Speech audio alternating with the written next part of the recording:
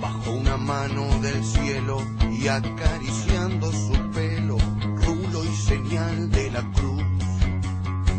La caricia de Jesús hizo posible el milagro, convirtió la red en tierra. Hola, ¿cómo están? ¿Todo tranquilo? Hola, Humberto. ¿cómo te va? Un gusto. ¿Cómo estás? ¿Bien? Adelante, por favor. Bueno, gracias. De tácticas ya no hablo, pero un consejo les doy. La pelota siempre al 10, que ocurrirá otro milagro.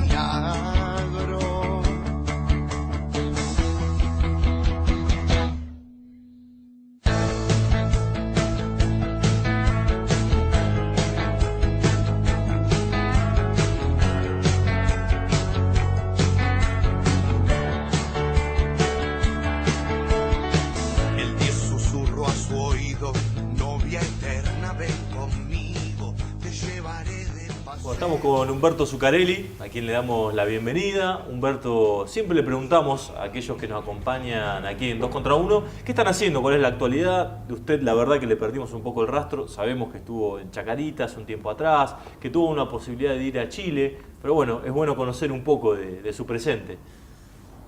Bueno, mi presente en cuanto a la actividad futbolística es, no estoy haciendo nada, estoy en conversaciones con, esto no se lo había dicho a nadie, pero bueno, se los digo a ustedes, estoy en conversaciones con la gente de Santiago Wanderers de Chile porque existe la posibilidad de ir a trabajar como secretario técnico.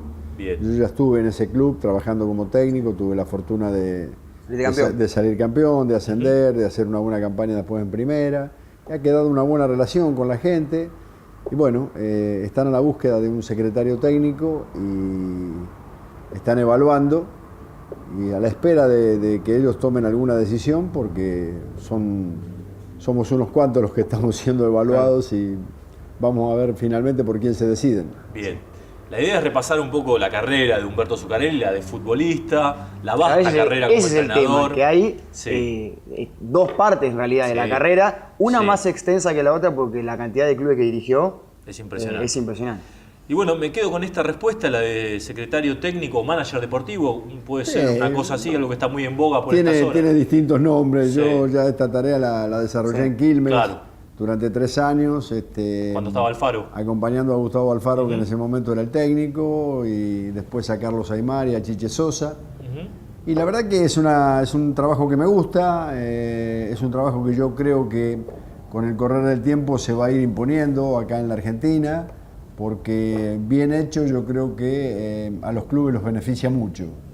Boca creo que en estos días ha tomado la decisión de contratar a Juan Simón para esa función. Bacedas, River, Vélez. a Enzo Francescoli. Estudiantes Tiralayes. Bacedas ha hecho un muy buen trabajo en Vélez Arfield, Estudiantes tiene a Layes. Yo creo que de a poco es un criterio que se va a ir imponiendo y que le va a dar muy buenos resultados a los clubes. Y vos desde el lado de el que lo ejerce, porque hay gente que quizá desconoce un poco. Pasaba también en la selección con Bilardo, que también es el manager deportivo. El secretario deportivo. O técnico. En la selección es diferente, porque no se vive un día a día como se vive en un club. Digo, en el día a día, la función, ¿cuál sería? Vos sos un nexo entre Mirá, el cuerpo técnico y la dirigencia, pero con los jugadores, ¿qué relación tenés? En principio sos un nexo entre cuerpo técnico y dirigencia. Claro. Con los jugadores tenés la relación que te da el convivir el día a día, el escucharlos, el saber las inquietudes que tienen, el saber los problemas que tienen, en tratar de solucionar mediante la conversación, la charla y el diálogo, pequeños inconvenientes que puedan ir teniendo para ir resolviéndoselos a nivel directivo. Claro. Y para evitarle todo ese problema al técnico, es decir, para liberarlo al técnico y de que de alguna manera el técnico se tenga que ocupar nada más que pensar en los futbolistas, en los jugadores, en quién va a poner el domingo, en quién va a sacar, en qué táctica va a utilizar.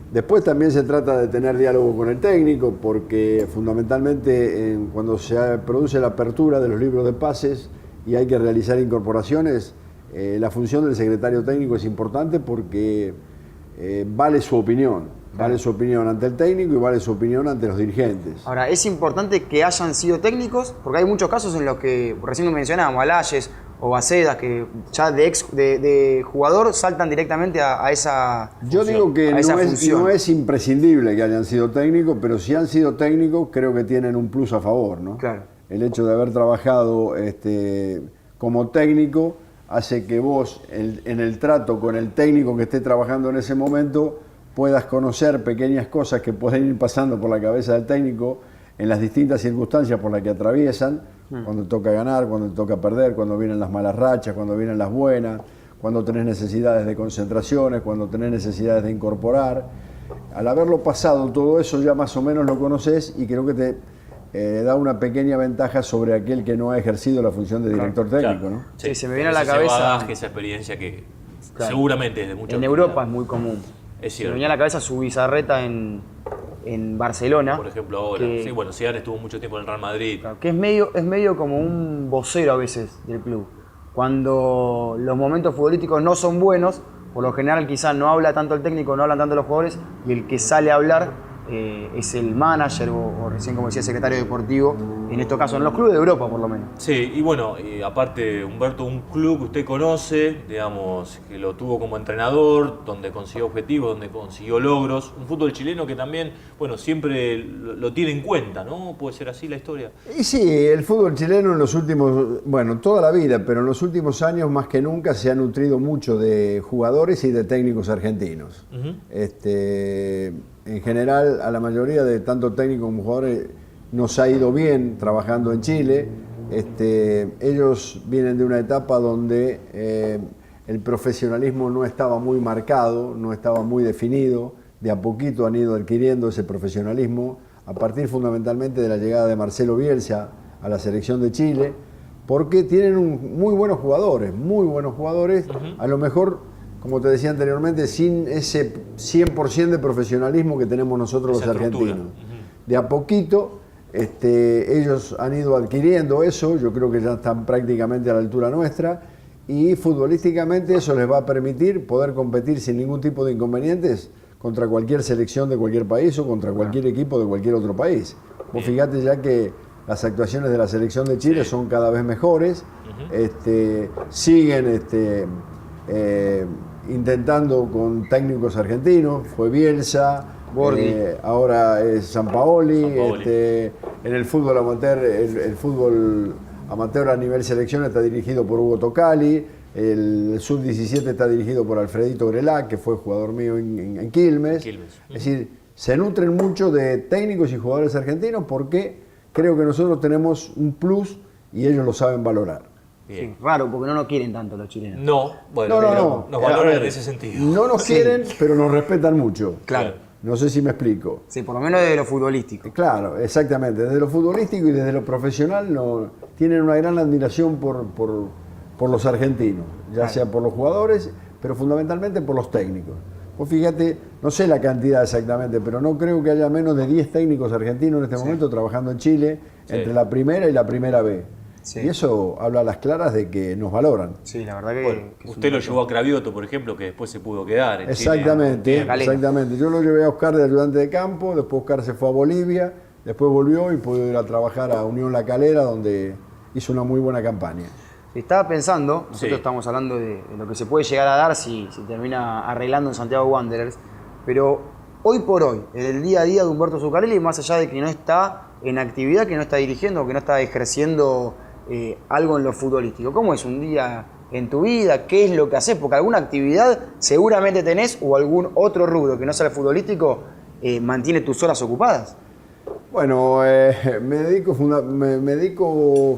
en gran medida a cuidar mi físico. 2 días por semana voy a la pileta, 3 días por semana voy al gimnasio, o sea que las mañanas las tengo todas ocupadas con el gimnasio y la pileta. Sí. Y bueno, por la tarde he empezado a estudiar francés, estoy concurriendo es un idioma que siempre me gustó y que ahora tengo la posibilidad de intentar poder conversarlo de la manera correcta.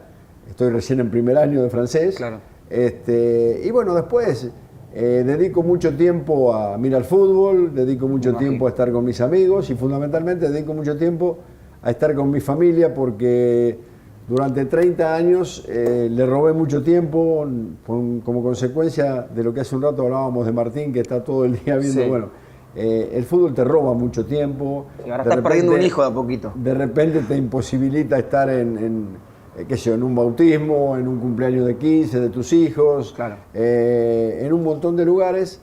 Y bueno, a lo mejor lo que no pude hacer con mis hijos, estoy tratando de hacerlo ahora con mis nietos. Bien. Lo invitamos primero a comer la picada de enano, que no está de exhibición, sino que se puede comer. Sí, podemos empezar a... Que decíamos hace un rato, es difícil comer y hablar, pero bueno, vamos a intentarlo. Me imagino también, Humberto, que debe ser una persona de permanente consulta, digo, por sus años de experiencia, por todo lo que ha recorrido, que lo llaman dirigentes. Tengo la suerte de haber dejado muy buenas relaciones por los clubes donde me ha tocado pasar, así que, por ejemplo, qué sé yo, la gente de Unión de Santa Fe me llama permanentemente para preguntarme por tal o cual jugador. Lo mismo pasa con la gente esta de Santiago Wanderers, en las cuales yo me volví en el 2010 y de ahí para acá he sido un poco el consultor de ellos en todos los jugadores que han contratado de acá de Argentina. Sin ir más lejos, la contratación de Luna, el ex jugador de Estudiantes, fue sugerida por mí. Se pidieron referencias. Gracias a Dios la aceptaron y le está yendo de maravillas. En muy pocos partidos, ya creo que ha convertido más de 6 goles. Está teniendo una actuación muy destacada. Bueno, lo mismo me pasa con la gente de Atlético Tucumán, lo mismo me pasa con la gente de Gimnasia y Esgrima de Jujuy. He dejado buenas relaciones y eso hace que mantenga contactos permanentemente y que de vez en cuando me pregunten por algún jugador para ver qué opino, qué idea tengo. Es un poco lo que me toca hacer hoy en día. Estaba pensando en Unión de Santa Fe, que él lo mencionó. Hace poquito, no tengo exactamente el dato de la cantidad de años, pero se conmemoró un aniversario de un campeonato justamente en el que Colón también estuvo una fiesta realmente sensacional. Se cumplieron los 25 años del ascenso de Colón, del ascenso de Unión contra Colón. En una final contra Colón, algo que yo dificulto que se vuelva a repetir alguna otra vez en la historia, ¿no? Y bueno, eso fue en el 89. Al estar en el 2014 se cumplieron los 25 años y se hizo una fiesta realmente importantísima, muy grande. Incluso se ha escrito un libro que el sábado que viene lo vamos a presentar en una filial que tiene Unión de Santa Fe en Buenos Aires. Anoche justamente me llamaron por ese motivo para ver si el sábado 13 de septiembre tenía el día disponible para poder concurrir, porque bueno, también van a concurrir muchos de los jugadores que formaron parte de ese equipo y se va a hacer una presentación en una filial de acá de Buenos Aires de un libro que quedó muy lindo, donde se relata cómo fue todo el proceso de ese año 88-89 para finalmente coronarlo con el ascenso en una final nada menos que contra Colón, ¿no? Claro.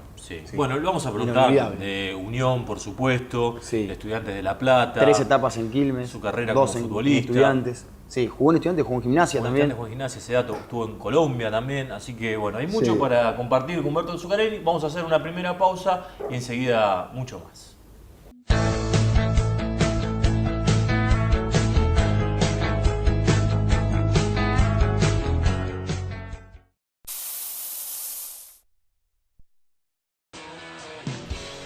Biogás, venta de gases industriales y medicinales.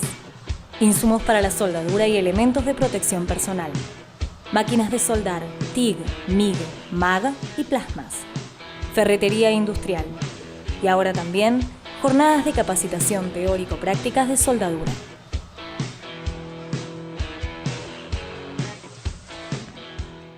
Dry House, nueva tecnología en construcción.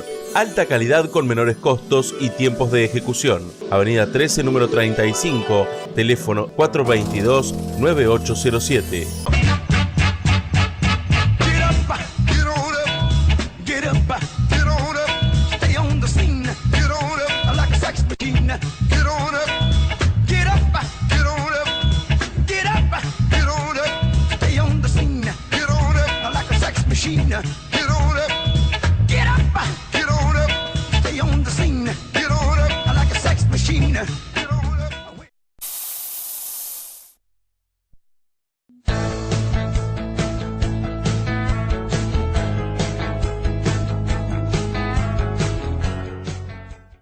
Abrimos el segundo bloque con Humberto Zuccarelli, como siempre auspiciado por la gente de EMIS Cerrajería, allí en Avenida 72, casi esquina 25, líderes en llaves codificadas y electrónica automotriz, como siempre auspicia en el segundo bloque. Así es. Arrancamos con la carrera futbolística. Ya en el primer bloque hablamos de su actualidad, ahora de sus inicios, inferiores en Estudiantes, repasamos algo recién en el corte, la tercera que mata y después un plantel de primera división que lo vio tricampeón de América, más allá de que no era titular, estaba en el plantel, lo tuvo a su día de técnico y seguramente que tenga muchas historias que contar. Sí, bueno, te toca aparecer, Humberto, en un momento de mucho éxito, de un estudiante que era vidriero en el mundo. Sí, la verdad que un momento excepcional en todos los aspectos, no solamente en el fútbol profesional, sino también en el fútbol amateur, porque lo que después termina siendo el tricampeonato de América y la Copa del Mundo se inicia con un trabajo excepcional de parte de, primero avalado por Mariano Mangano y dirigido por Miguel Ignovirielo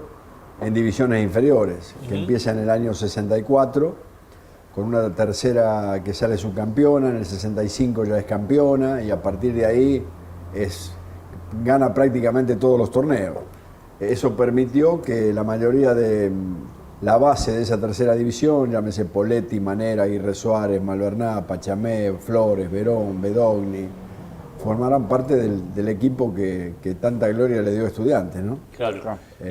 ¿Y cómo era para vos, siendo un juvenil, digamos, vivir todo ese proceso? ¿No? Yo imagínate, yo era hincha del club, me había iniciado en novena división, venía de a poquito escalando divisiones hasta que una vez llegado a sexta división, Miguel Ignomirielo decide incorporarme a la tercera división como producto de que Aguirre Suárez, el titular de la tercera, que mata, como decís vos, pasa a jugar en la primera. Y bueno, así que ya con edad de sexta yo jugaba en la tercera, tenía la suerte de jugar en la tercera división, de ganar, de ser campeón del año 67, de campeón del año 68. Y en el año 68 Osvaldo decide incorporarme al plantel profesional. Así que, como dijiste vos recién, yo jugué muy poquito en ese equipo tan glorioso. Yo jugaba cuando a los de primera le daban descanso porque había que jugar por la Copa y de repente me tocaba jugar por el campeonato local, o jugué algún partido de la Copa Interamericana, pero muy poquito. Pero para mí era la gloria, porque primero como hincha y segundo como jugador, estar formando parte de un equipo histórico, de un equipo que marcó, es un hito histórico lo que hizo ese equipo, de ganar 3 Copas Libertadores en forma sucesiva y de ganar una Copa del Mundo. Bueno, tuve la suerte de ser dirigido por Osvaldo Zubeldía y de compartir el vestuario con todos los monstruos de la época, llámese Bilardo, Pachamé, Verón, Poletti, Manera, en fin, todos aquellos muchachos que tanta gloria le han dado al club. ¿Y con quién le podemos preguntar? ¿Con quién tenía más llegada, más relación? Por el Zorro Zubeldía. Qué relación, ¿no? Podemos empezar con el entrenador, cuál era el vínculo por ahí entre los más jóvenes y ese técnico tan emblemático. Y nosotros los jóvenes lo mirábamos como si fuera un dios, Osvaldo, porque en realidad no teníamos tanto diálogo, él era más de dialogar con la gente grande, con los que jugaban, con los Pachamé, con los Bilardo, pero con nosotros siempre tuvo un trato muy respetuoso y yo tengo que agradecerle muchísimo porque conmigo tuvo la gran honestidad a finales del año 70 de decirme que, teniendo en cuenta la cantidad de jugadores que contaba el plantel y teniendo yo contrato todavía por 2 años más con el club, sugerirme que intentara irme a otro lado para poder demostrar o para poder jugar en primera división, porque él creía que yo en Estudiantes no iba a tener tantas posibilidades, teniendo en cuenta que estaba Espadaro, estaba Toñeri, estaba Fuseneco, había una cantidad de marcadores centrales realmente muy importante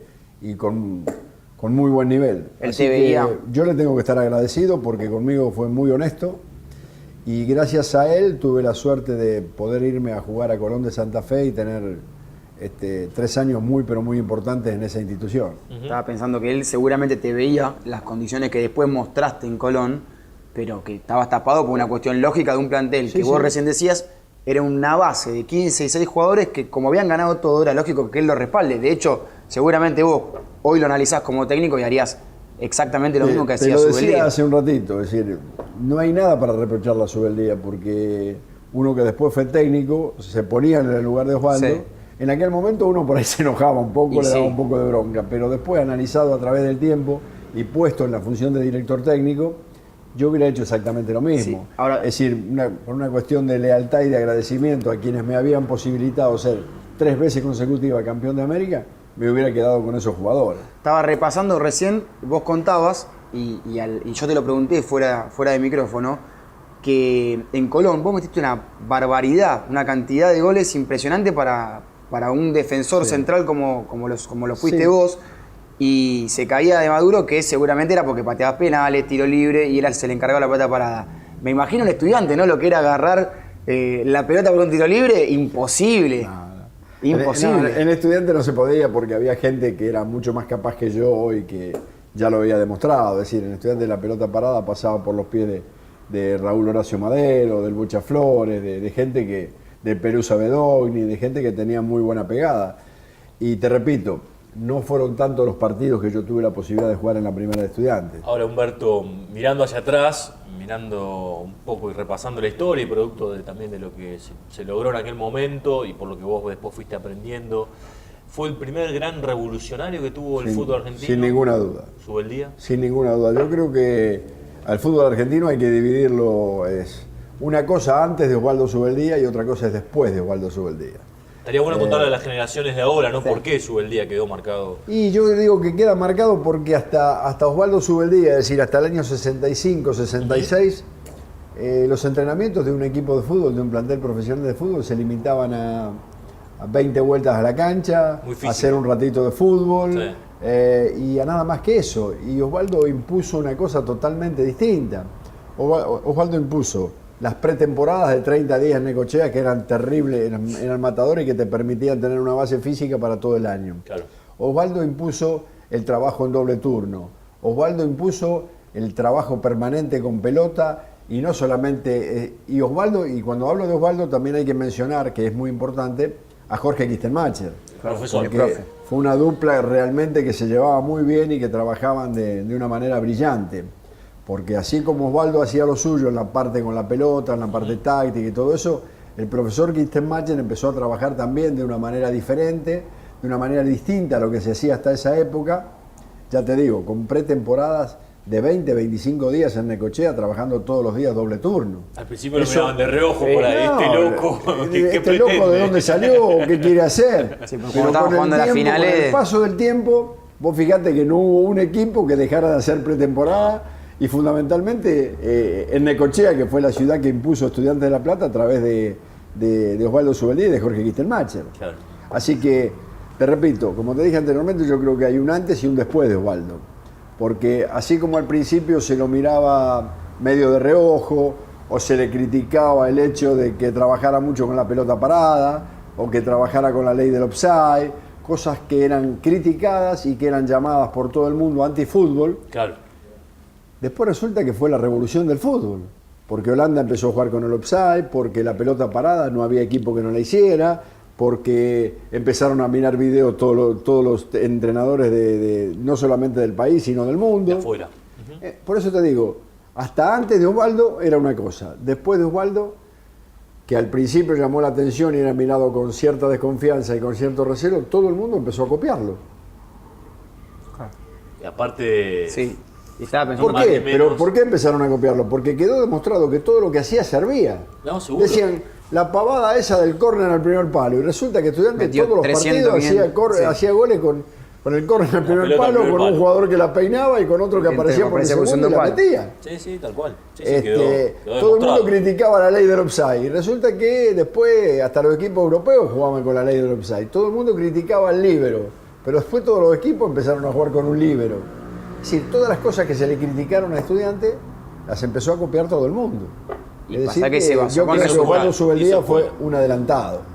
Sin ninguna duda, un adelantado. Le empezaron a creer cuando empezó a salir campeón, empezó a dar vueltas y era una cuestión lógica que el método los títulos acompañan y ayudan. Era válido. No, sin estaba ninguna pensando duda. en Bilardo también. Si Osvaldo hubiera hecho todo eso y hubiera salido último en la tabla, posiblemente nadie le hubiera dado bolilla. A eso. Pero hacía todo eso y ganaba, fue el primer equipo chico que salió campeón. Sí, es cierto. Y no solamente que salió campeón local, sino que ganó 3 Copas de América, ganó una Copa del Mundo, ganó la Copa Interamericana.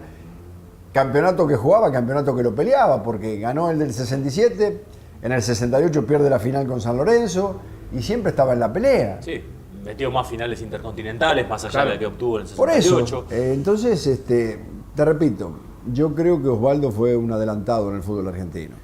Sí, y otro de los técnicos que marcó el fútbol argentino, a Estudiantes y también al seleccionado argentino, es Bilardo. Vos no lo tuviste como entrenador, pero sí lo tuviste como compañero y seguramente ya se veía, algo te debe haber dejado. Cuando Carlos era jugador ya se le veía que iba a ser un futuro técnico porque él charlaba mucho con Osvaldo, él era de sugerir cosas, y se le veía que tenía inclinación por la parte táctica, así que lo tomó a Osvaldo como su maestro y bueno, y después fue una versión mejorada de Osvaldo Subeldía, porque él hizo más hincapié todavía que lo que hacía Osvaldo en el tema de los videos, de ir a ver los rivales, de planificar de acuerdo a cómo jugaba el equipo rival.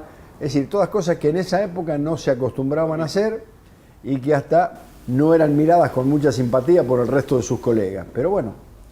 Es un plantel que tuvo un montón de entrenadores. Era cuna de entrenadores porque nos detenemos en Bilardo. Es que, ¿sabés qué pasa? Fue cuna de entrenadores por Osvaldo Subeldía.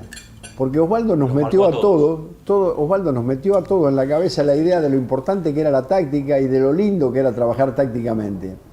Y fíjate que de aquel equipo famoso, yo creo que el 80 o el 90% fueron directores técnicos. Sí, sí. Y no solamente los famosos, sino que los que veníamos abajo, que estábamos en tercera división, nos impregnamos de toda esa mística, de todo ese amor por el trabajo, de todo ese amor por mirar a los rivales, y qué sé yo. Y terminamos siendo todos técnicos. Sí, y técnico establecido a la larga en primera división. Pero sin ninguna duda. Tu caso, Trujillo también, recién lo mencionamos. Si vos analizás el plantel de Estudiantes de esa época y analizás muchos de los jugadores que estaban en tercera, debe haber 20, 25 técnicos.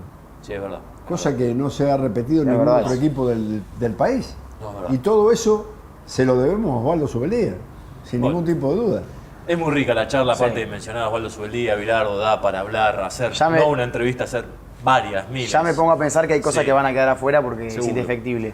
Mientras empezamos con las achuras de Carnicería Jorge, como siempre, y nos preparamos para terminar con la carrera futbolística, que falta un montón, y arrancar con la carrera de técnico que seguramente no nos entre en este programa. No, pero bueno, hacemos una pausa más y hay mucho más para compartir con Humberto Zuccarelli.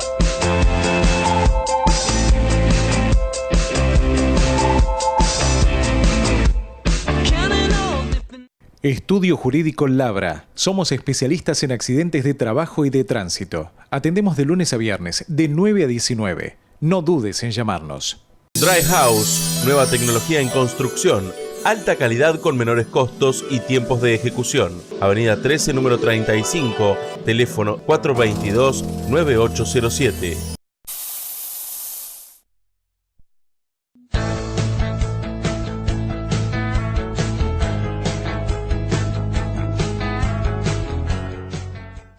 Bueno, arrancamos el tercer bloque con Humberto Zuccarelli, como siempre auspiciado por la gente de Agostinelli Propiedades, allí en 441 y 42, donde compra y alquila el que entiende, un amigo de la casa también de Humberto. Un amigo, es un amigazo. Héctor Agostinelli, que como siempre auspicia el tercer bloque de este programa. Seguimos con la etapa de jugador de fútbol. Sí.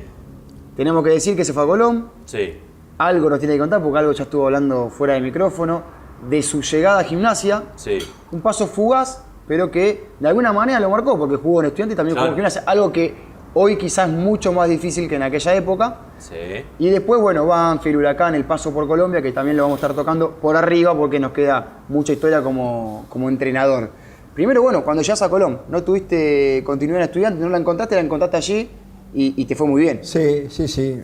Gracias a Dios se hace cargo de Colón en el año 71 Juan Urriola-Beitia, que había sido el sucesor de Miguel Ignovineno en las divisiones inferiores de Estudiantes. Mirá. Y entonces decide llevar a todos los que estábamos, digamos, relegados acá en Estudiantes, una banda de 5 o 6 jugadores para allá, para Colón, que estaba pasando un muy mal momento, estaba peleando el descenso, tenían problemas de pago. A partir de ahí empieza una reestructuración en Colón Y bueno, tenemos la fortuna de realizar muy buenas campañas. Nos costó al principio, peleamos un poquito la zona del descenso, pero después terminamos peleando, en el 72 terminamos peleando el campeonato con Boca, con River, con San Lorenzo, y haciendo muy buenas campañas. Con el Vasco Rulabeite y con José María Silvero también, que después se hace cargo del Es equipo. el que claro, estaba pensando en eso, que después... Y para mí fue una etapa, la verdad que brillante, porque tuve la suerte de tener un buen rendimiento y, como te dije anteriormente, tuve la suerte de convertir muchos goles. ¿Cuántos goles exactamente metiste? 42. 42 goles. Para un líbero. En tres temporadas. En un campeonato En un campeonato. en un campeonato fui el goleador del campeonato con 17 goles. Siendo defensor. Siendo defensor, una cosa insólita. Claro, a lo pasarela. Tenía una suerte bárbara. Cada córner que caía por ahí siempre me quedaba la pelota a mí picando por ahí cerquita y tuve mucha suerte en esos 3 años, la verdad Bueno, que sí. y no terminó bien la historia, nos contaba Humberto, en Colón, que tenés que irte de alguna manera o te venden y caes en Gimnasia. Sí, Colón, a partir de la pérdida de un clásico con Unión de Santa Fe, decide poner en venta a 4 o 5 jugadores, dentro de los cuales estaba yo, y bueno, y aparece Gimnasia para comprarme y me vine nuevamente para la ciudad. Los 2 años de Gimnasia no fueron buenos. Gimnasia venía de buenas temporadas, ¿no? La década del 70 había empezado bien. Había empezado bien, estuvo a punto de ser campeón cuando no se presenta a jugar la final con Rosario Central y manda a la tercera y termina perdiéndola. Y en ese momento había un muy buen plantel con el Loco Gatti, con Roberto Gonzalo, con Hugo Goffrey, con Carlitos de la Sabia, con Carlitos Bula, Peraca, Echauri. En ese momento creo que se incorpora Tutino junto conmigo. Un buen plantel.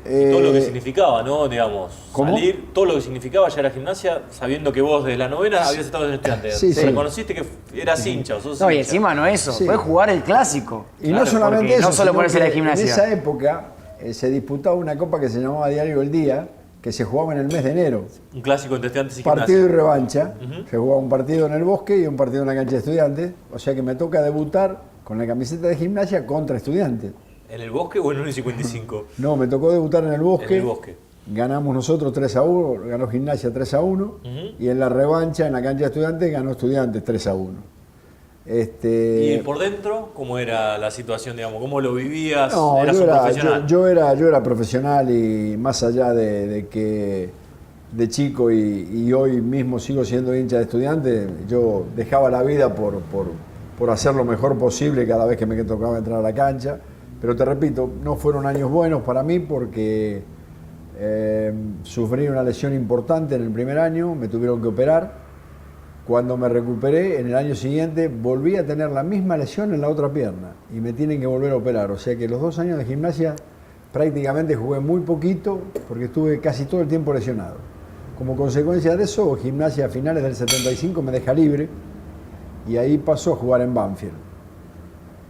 Tengo un paso fugaz por Banfield también. Juego un campeonato nacional para Huracán de Comodoro Rivadavia. De acuerdo. Y de ahí me voy a Colombia. A Colombia. Vas primero a... Primero voy al Cúcuta Deportivo. Primero al Cúcuta. Y ahí sí me toca también volver a jugar bien, volver a hacer muchos goles. Y me compra Independiente Medellín. Sí. El segundo año me voy a jugar a Medellín. Y otra vez el tema de las lesiones. Me lesiono una rodilla mal. Y eso hace que me tenga que volver a Buenos Aires a operarme y como consecuencia de la operación tener que abandonar el fútbol porque la rodilla nunca me quedó bien, nunca terminé de recuperarme. En esa época operarse de ligamento cruzado, operarse de menisco no era lo mismo que ahora, que es mucho más simple, mucho más fácil. Que la medicina avanzó un montón además. Una barbaridad. Una barbaridad. Hoy vos te tenés una lesión, te hacen una resonancia e inmediatamente saben qué es lo que tenés, cómo hay que operarlo, qué es lo que hay que sacar, cuánto tiempo te recuperás. En aquella época era todo una rehabilitación a diferente. simple vista era. Te miraban los médicos, te tocaban un poco la rodilla y te decían, bueno, esto puede ser menisco o esto puede ser ligamento y después abrían. Sí. Bueno, nos metemos en la etapa de entrenador, porque si no, no llegamos más. No. Arranca en Temperley. Obviamente después recala rápidamente en Estudiante, pero... Sí, en realidad que tiene también un paso como ayudante de campo, ¿no? Claro. Que que por ahí hizo sus primeras armas. Sí, en realidad no arranca en Temperley, arranca otra vez en Huracán de Comodoro Rivadavia. Cuando yo me rompo la rodilla, inmediatamente me pongo a hacer el curso de técnico. Y apenas había empezado a hacer el curso de técnico, me llama la gente de Huracán de Comodoro Rivadavia para ver si me animaba a dirigir el equipo. Por supuesto dije que sí y allá fui a dirigir el equipo sin haberme recibido todavía de técnico. Bueno, nos fue muy bien, salimos campeones, me volví, terminé el curso de técnico y en el 81 Pachamé me llama para ser ayudante de campo de él en Estudiantes de La Plata. Estudiantes le ofrece la dirección técnica a Pacha y él me lleva a trabajar como ayudante de campo de él. No nos fue para nada bien, estuvimos nada más que 4 meses en Estudiantes. Sí. Y bueno, nos tuvimos que ir. Eso fue en el año 81. En el año 82 a Pacha lo llaman de Temperley para dirigir a Temperley y me vuelve a llamar para trabajar con él como ayudante de campo y ahí sí tenemos la suerte de ser campeones de la primera B, de ascender a la A y ahí se da una cosa que yo llamo de mucha suerte. En ese momento Bilardo se hace cargo de la selección. Estudiantes sale campeón con Bilardo y Grondona le ofrece la selección a Bilardo. Bilardo le ofrece ser el ayudante de campo a Pachamé en la selección. Y como consecuencia de eso, la dirigencia de Temperley me deja a mí como cabeza. Como director técnico de la primera división con el equipo recién ascendido y diciéndome que no estaban en condiciones de hacer ninguna incorporación. O sea, diciéndome, mire, esto es lo que tenemos y tenemos que mantener la categoría. O sea que me tocaron 2 años, 83 y 84, muy duros, muy difíciles. En el 83 peleamos el descenso todo el año con Racing. Finalmente se va Racing al descenso, nosotros mantenemos la categoría. Y en el 84 peleamos el descenso con Rosario Central. Se va Rosario Central al descenso y nosotros mantenemos la categoría. Y con el agregado de que antes se jugaba primero el Nacional y después el Metropolitano. Cuando yo arranco dirigiendo, en el año 83, que empezamos jugando en el Campeonato Nacional, hacemos una campaña brillante, a tal punto que llegamos a jugar la semifinal con el Estudiantes de Manera, de Ponce, Sabela, Troviani, y empatamos acá en La Plata 1-1, empatamos en la cancha nuestra 1-1 y tenemos que ir a un alargue. Y en el alargue, bueno, nos termina ganando Estudiantes, que después le gana la final a Independiente y sale campeón, campeón nacional. ¿Y sus mejores momentos como director técnico, Humberto, son en Unión de Santa Fe, como repasábamos hace un rato, Huracán de Corrientes, el ascenso, Huracán de Corrientes también, en Chile? Esos son los picos de su carrera como entrenador. Sí, digamos que un pico también fue Quilmes, porque yo cuando salgo de Estudiantes en el 85 voy a Quilmes, me toca ser campeón con Quilmes. Al año siguiente me toca ser subcampeón. Después, bueno, la campaña de Unión, donde nos toca ser campeones, como te dije anteriormente, en la final con Colón de Santa Fe. Colón en el 89. Campeón también, hacemos una campaña bárbara con Huracán de Corrientes y conseguimos el campeonato.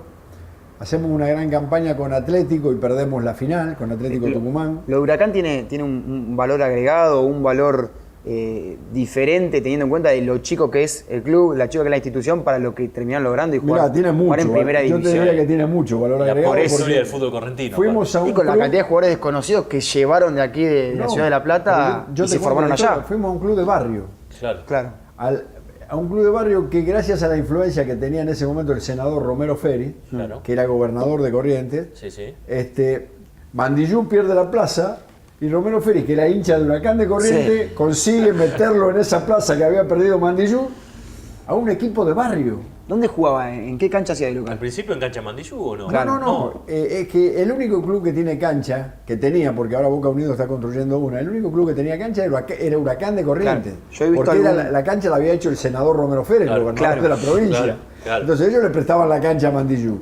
Pero era un club de barrio. Cuando nosotros llegamos ahí a Huracán, no había ropa, no había camisetas, la cancha tenía un pasto alto así, no había nada. ¿Dónde me metí? Y había 4 jugadores. O sea que tuvimos que hacer un plantel completamente nuevo.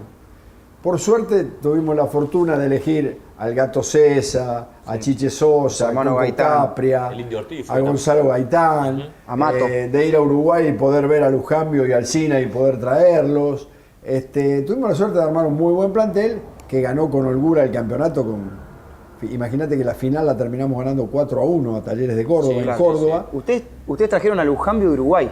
Un jugador que después jugó, no sé cuántos años campeón. 15 años en primera división. Me llama un amigo de Uruguay y me dice, acá hay un jugador así, ¿por qué no lo venís a ver? Lo voy a ver, me encantó, el senador lo compra por muy poca plata y acá terminó siendo figura, no solamente en Huracán de Corrientes, sino en Banfield, en Belgrano de Córdoba, en todos lados.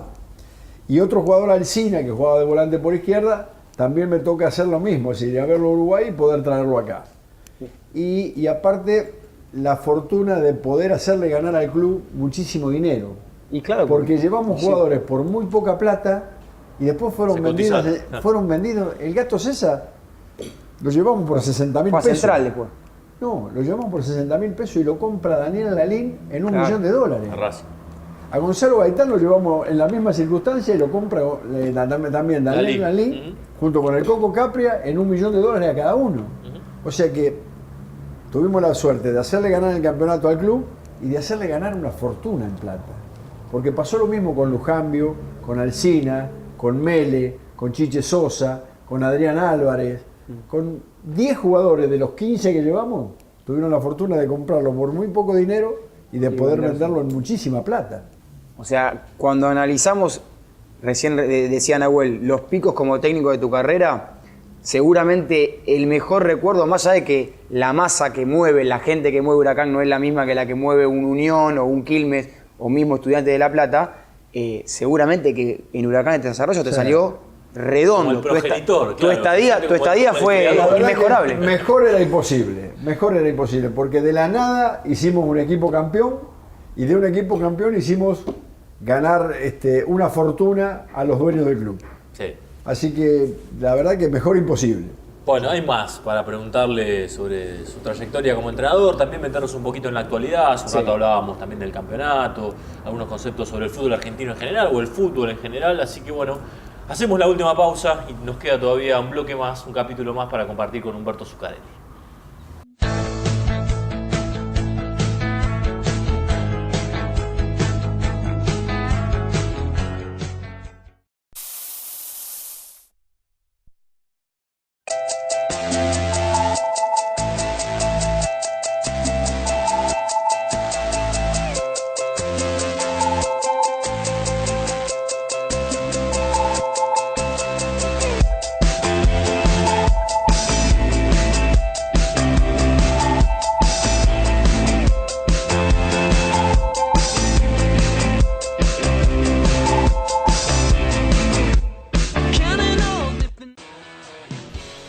Biogás, venta de gases industriales y medicinales. Insumos para la soldadura y elementos de protección personal. Máquinas de soldar, TIG, MIG, MAG y plasmas. Ferretería industrial. Y ahora también, jornadas de capacitación teórico-prácticas de soldadura.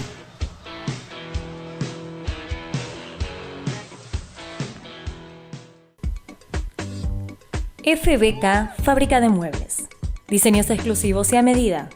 Amoblamientos de cocina, interiores de placard y vestidores.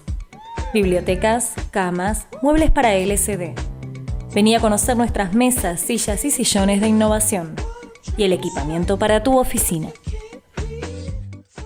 Estudio Jurídico Labra. Somos especialistas en accidentes de trabajo y de tránsito. Atendemos de lunes a viernes, de 9 a 19. No dudes en llamarnos.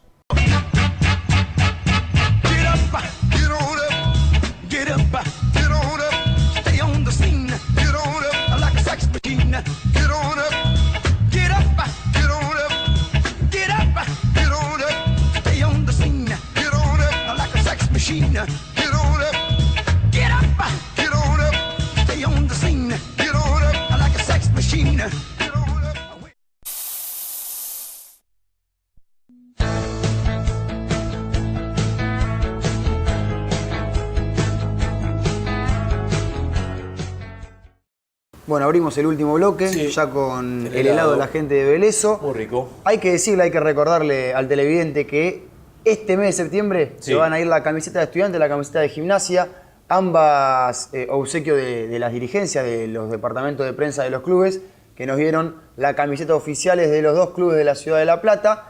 ¿Cómo haces para participar? Vía Twitter solamente, siendo nuevo seguidor de la cuenta @2 con letra contra 1 con número solamente en Twitter puedes participar. El 28 de septiembre, obviamente al aire del programa, vamos a estar diciendo quién es el ganador. Bueno, ¿le parece preguntarle por Martín, por su hijo?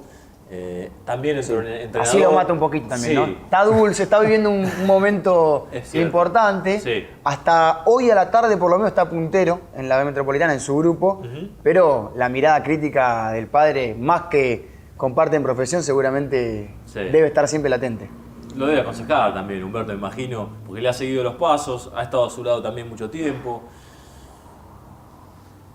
Mirá, yo creo que ha recorrido el camino correcto, está haciendo sus primeras armas en una profesión que es tremendamente difícil. Sí. Tiene algunas cosas que le juegan a favor. Se ha criado prácticamente adentro de un vestuario. A los 5 años ya estaba dentro de un vestuario intercambiando y escuchando lo que se vive en un vestuario, lo que dicen los jugadores, lo que dicen los técnicos. A partir de los 15, 14 empezó a estar siempre cerca mío y fundamentalmente cerca de mis ayudantes de campo que dirigían las reservas de los equipos que yo dirigía, y él se metía en el banco y escuchaba las charlas. Tiene algo que me parece que es fundamental para esta actividad, que es pasión, siente pasión por el fútbol. Y un poco de locura también, ¿no? ¿Cómo? Un poco de locura también. Y sí, para dedicarse a esto hay que ser un poco loco, si no, no te podés dedicar a esto. Ha tenido la suerte y la fortuna de poder trabajar como analista de partidos a través de videos en los programas de Fernando Niembro en Fox, y eso le ha dado una visión diferente, ¿no? Diferente, y le ha permitido visualizar cosas que de repente cualquiera de nosotros viendo un partido por televisión no las vemos. No las vemos. Tiene un gran entusiasmo, creo que ha sabido captar lo mejor no sé, por ejemplo, de Gustavo Alfaro, con quien le ha tocado trabajar, lo poco que puede haber aprendido de mí. No se tira menos. Y tiene unas ganas bárbaras, que en este caso es fundamental. Después, bueno, veremos si el tiempo lo ubica en el lugar justo, en el momento adecuado, como se dice vulgarmente. Es imposible predecir el futuro de un técnico. Creo que tiene las condiciones como para hacerlo, pero bueno, después tendrá que tener la cuota de fortuna que hay que tener para poder sobrevivir. Ser alguien importante en esta actividad. Recién decías que él se crió en un vestuario de fútbol. Sí, ahora, eso de alguna u otra manera se nace, porque vos podés, como le tocó a Martín, criarte en un vestuario que no te interese tanto o que te interese otra rama del fútbol. De hecho, vos tenés otro hijo, tenés a Federico también, y no te has salido técnico. No. Es una profesión de la cual se nace de alguna manera. Vos lo tenés que sentir muy adentro. Te tienen que decir, lo tenés que sentir desde muy adentro, te tiene que llegar el tema, te tiene que gustar, te tiene que apasionar. Y una vez que estás ahí, compenetrarte para estar todo el día dependiente de... Yo creo que te tiene que apasionar esta profesión. Si vos no sos un apasionado de esta profesión, no te podés dedicar a esto.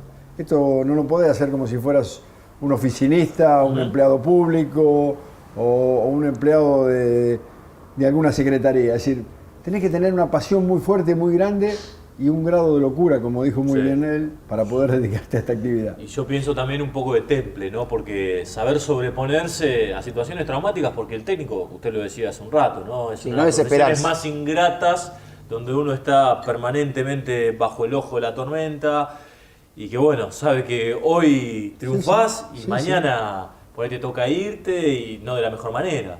Hay que estar preparado, saber que van a ser muchos más los momentos feos que los buenos, y estar preparado para que en esos momentos feos no decaer, poner toda la voluntad del mundo para poder superarse permanentemente, y en aquel momento en que se te caen encima las puteadas, los insultos, como suele ocurrir cuando una campaña no es buena, poner la mejor voluntad del mundo para cambiar esos insultos por aplausos a través del trabajo constante del día a día.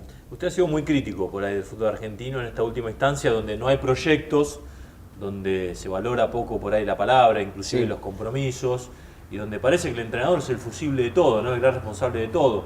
No sé si esto ha sido así en todo el recorrido de la historia del fútbol argentino, o se ha empeorado en estos últimos tiempos. No, ha sido siempre así, y como bien vos decís, se ha empeorado en los últimos tiempos. En los últimos tiempos ya cada vez el tiempo de espera para un técnico es cada vez menor. Antes tenían que pasar, no sé, 10, 12 partidos que vos anduvieras mal para que te pudieran cambiar.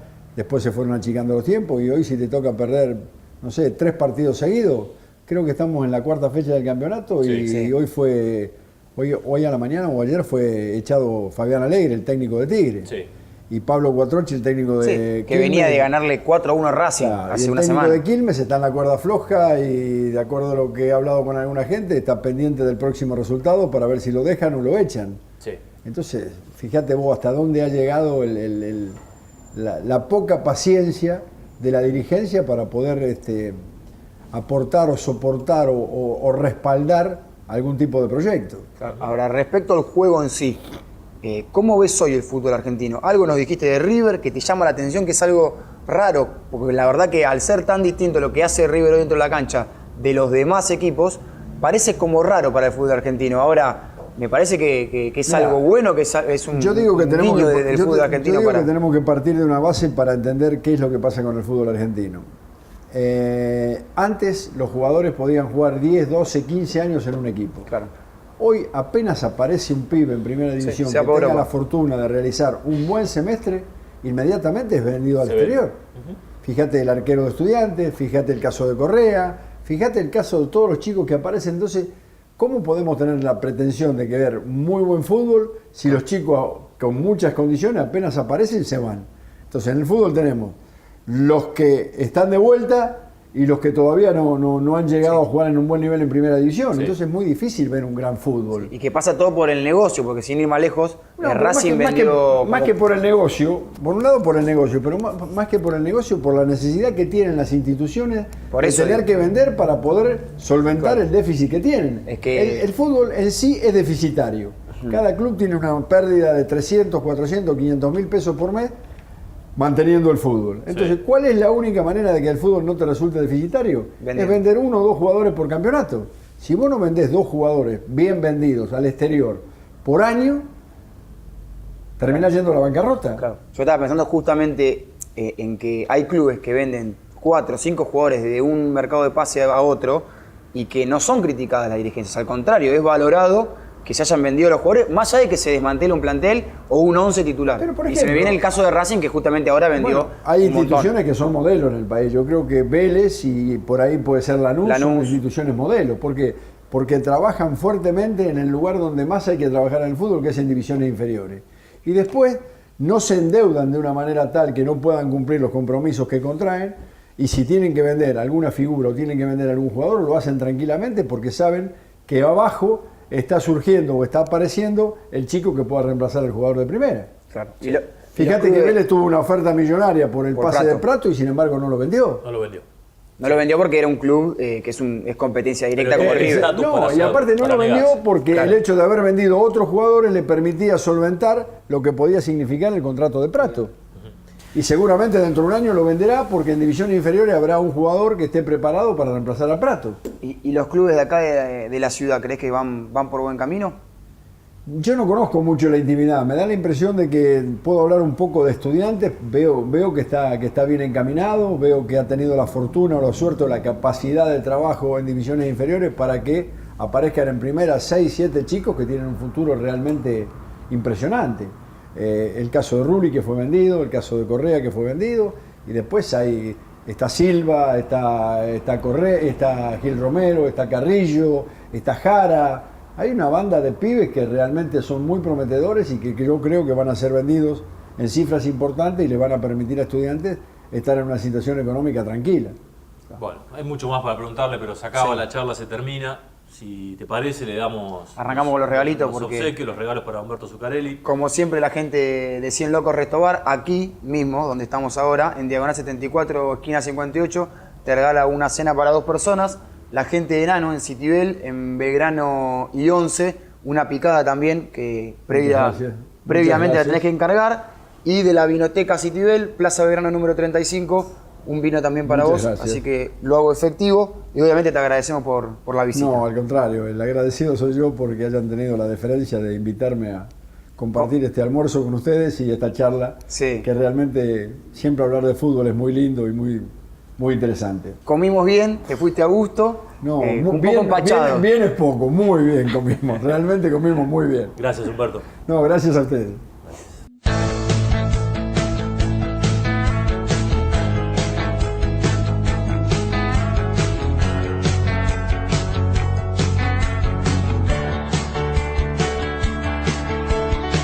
El 10 susurró a su oído, novia eterna, ven conmigo, te llevaré de paseo, que nos verá todo el mundo y sabrán cuánto te quiero.